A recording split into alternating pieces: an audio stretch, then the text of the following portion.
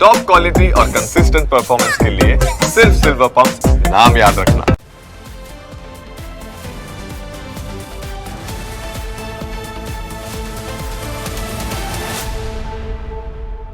बात हवे अन्य मुद्दा विषय।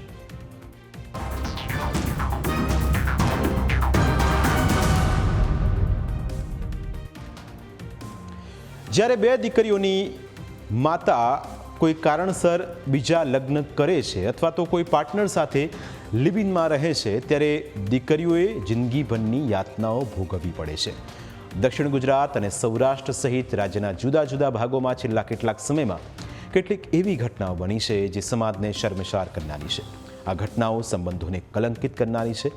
પોતાની હવસ સંતોષવા માટે માણસ વિકૃતિની કેટલી હદ સુધી જઈ શકે તેનો પુરાવો આ ઘટનાઓ આપે છે।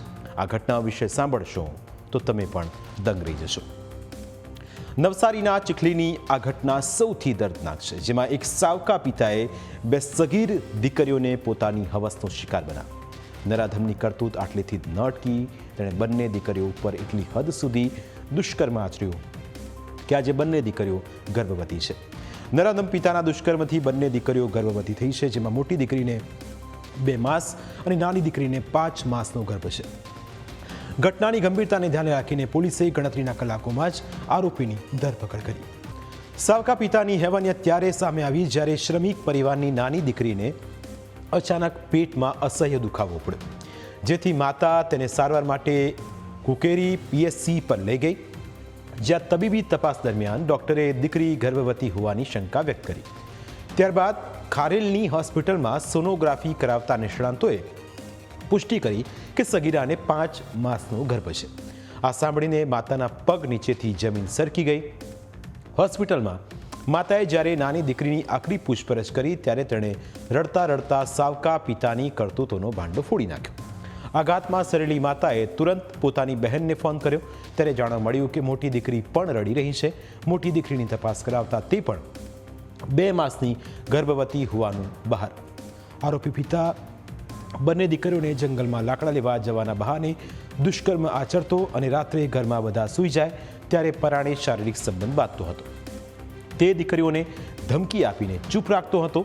સગીરાઓએ પોતાની આપવીતી વર્ણવતા કહ્યું કે સાવકો પિતા તેમને ધમકાવીને કહેતો કે જો તમે આ વાત કોઈને કહેશો તો હું તમને અને તમારી મમ્મીને જમવાનું આપીશ નહીં અને ભૂખ્યા રાખીશ।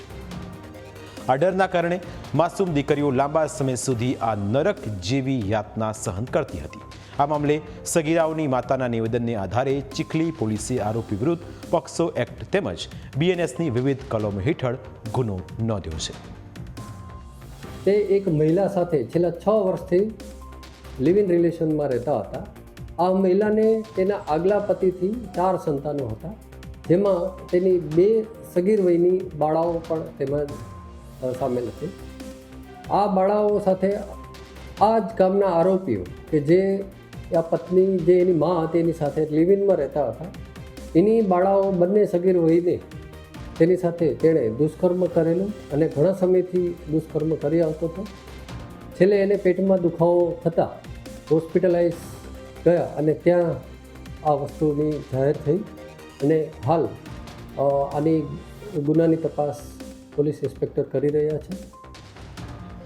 બીજી તરફ સુરતમાં પણ આવી જ એક ગંભીર ઘટના સામે આવી, જેમાં સાવકા પિતાએ 14 વર્ષની દીકરીને પીંખી નાખી। આ નરાધમ હવસ સંતોષવા એવો તે વિકૃત બની ગયો કે તેણે 14 વર્ષની દીકરી સાથે બળજબરી દુષ્કર્મ આચર્યું। દીકરીને પેટમાં દુખાવો થતાં જ નરાધમની કરતૂતોનો ભાંડો ફૂટી ગયો।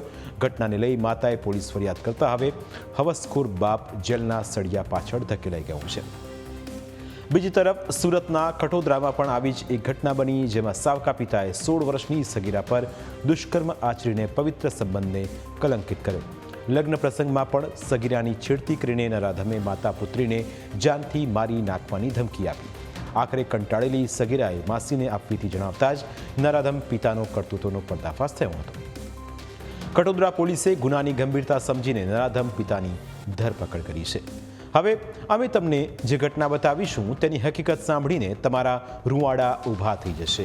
એક પરિવારમાં માતા કેન્સરથી પીડિત હતી અને બાપ દિવ્યાંગ હતો। આવી સ્થિતિમાં 19 વર્ષની દીકરી ઘરેથી ભાગી જાય છે। પિતા રડતા અવાજે પોલીસ પાસે જાય છે અને આજીજી કરે છે કે સાહેબ, મારી દીકરીને શોધી આપો, નહીં તો સમાજમાં મારું નાક કપાશે અને મારે ના છૂટકે આત્મહત્યા કરવાનો સમય આવશે. ઘટનાની ગંભીરતાને જોતા જ વાત રાજકોટ ગ્રામ્ય એસપી સુધી પહોંચે છે અને ટીમો દીકરીને શોધવા કામે લાગે છે. કલાકોમાં જ દીકરીને શોધી લેવામાં આવે છે, પરંતુ દીકરી ઘરે જવા તૈયાર નથી હોતી. દીકરીને વારંવાર પૂછવામાં આવે છે, પરંતુ દીકરી કોઈ જવાબ આપતી નથી. પોલીસ અધિકારીઓને કંઈક અજુગતું હોવાનો અણસાર આવે છે. દીકરીનો ભરોસો જીતવામાં આવે છે. આખરે દીકરી ચોંધાર આંસુએ રડતા રડતા તેની આપવીતી વર્ણવે છે.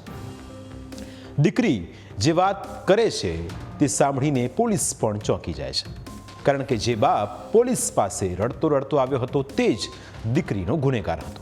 તે જ દીકરી સાથે દુષ્કર્મ આચરતો હતો અને એટલે જ દીકરી ઘરેથી ભાગી ગઈ હતી. દીકરીએ એવી પણ હકીકત દર્શાવી કે તેનો બાપ તેની કઝિન એટલે કે કાકાની દીકરી સાથે પણ આવી જ રીતે દુષ્કર્મ આચરતો હતો. પોલીસના દાવા પ્રમાણે રાત્રે 12 વાગતા જ તે દીકરીના રૂમમાં પ્રવેશ કરતો અને દીકરીનો અવાજ કોઈ સાંભળી ન શકે તે માટે ટીવીનો અવાજ વધારી દેતો. સૌથી શરમજનક બાબત તો એ હતી કે દીકરીને પોર્ન વિડીયો પણ બતાવતો હતો અને ત્યારબાદ દીકરીનું શારીરિક શોષણ કરતો હતો.